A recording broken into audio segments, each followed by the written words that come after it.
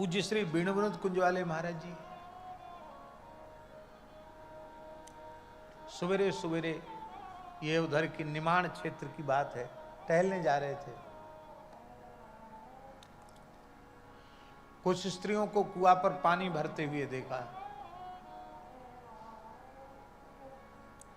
पानी भरते देख के ही चित्त पर तो श्री कृष्ण चढ़े हैं, तो ये भूल गए कि हम निमाण खंड में नर्मदा क्षेत्र में हैं, बड़वानी के क्षेत्र में हैं।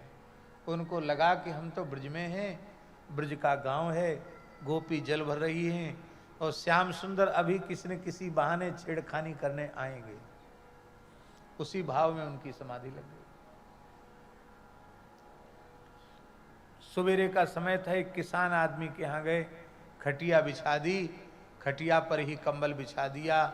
महाराज बड़े सरल थे, सहज ही खटिया पर बैठ गए। अब महाराज को थोड़ा कुछ दूध पिलाने के लिए उसने धार काढ़ी। बस उसके घर की बहू गैया दोहने बैठी, इतने में महाराज भावाविष्ट हो गए। भूल गए कि हम किसी के गांव में किसी के घर में हैं। लगा कि गोपी गैया दोह रही है और ठाकुर जी अभी भी नंदालय से आंख मलते हुए, जम्हाई लेते हुए, चुटकी बजाते हुए, ऐसे ऐसे करते हुए आएंगे और कहेंगे, अरे भाभी सवेरे दूध को दोहिनी में दोह देगी, वो बड़ी जोरन की भूख लग रही है, 2-4 सेंट हमारे मोहड़े में निकास दे। आप भाव विह्वल हो गए।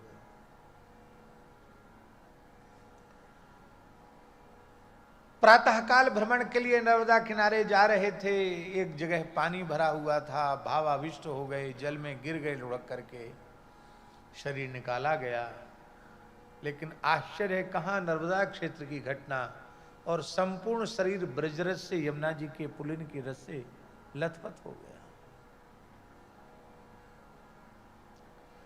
गौरी सोमनाथ मंदिर में कीर्तन हुआ, चूली गांव की बात है, और पूज्य बाल वेणुवनुत कुंज वाले महाराज जी, पूज्य बाबा श्री बाल कृष्णदास जी महाराज कीर्तन करने लगे।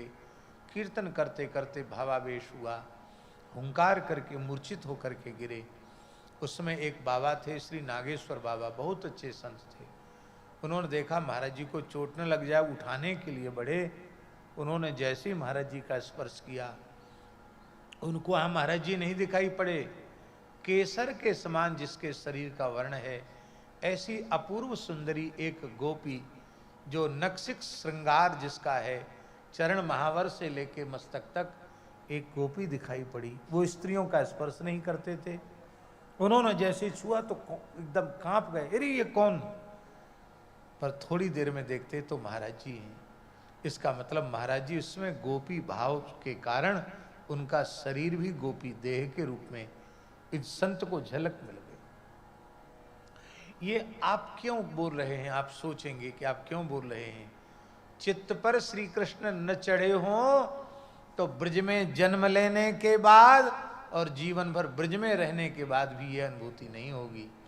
और चित्त पर श्री कृष्ण चढ़े हों तो ब्रज में तो होगी, ब्रज के बाहर कहीं किसी कोने में आप भटक रहे हो, पर चित्त पर श्री कृष्ण चढ़े हों तो संसार दिखाई नहीं पड़ेगा। संसार है ही नहीं, संसार नहीं है।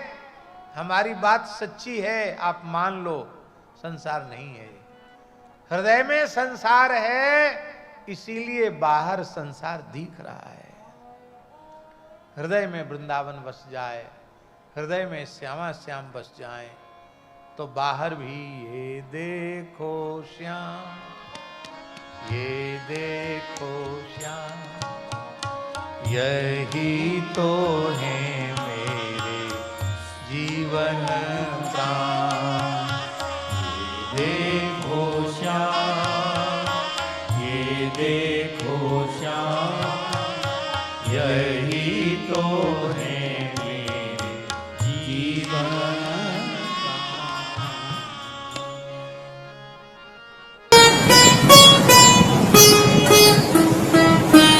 श्री सीताराम प्रतिदिन सत्संग एवं दर्शन के लिए श्री महाराज जी के ऑफिशियल चैनल को जरूर सब्सक्राइब करें।